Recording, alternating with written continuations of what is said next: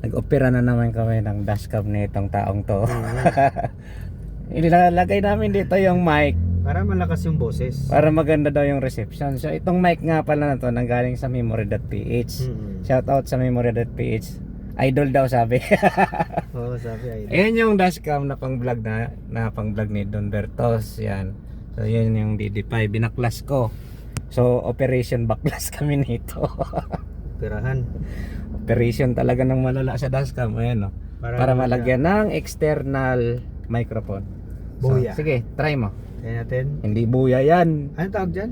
Racing boy. Racing boy pala to. Ayan, so ayun na nga.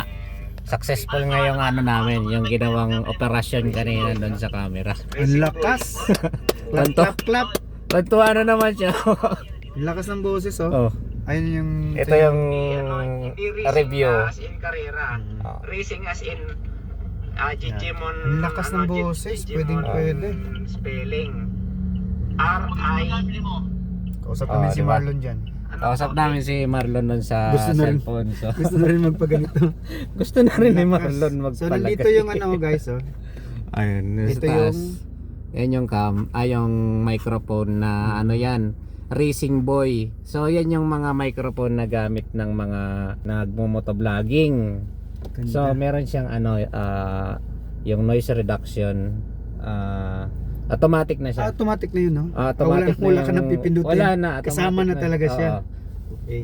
At least Tapos- yung mga ingay sa labas, hindi masyadong rinig. Hindi. Yung mga noise sa labas, no? Hindi Mga na. tricycle, mga...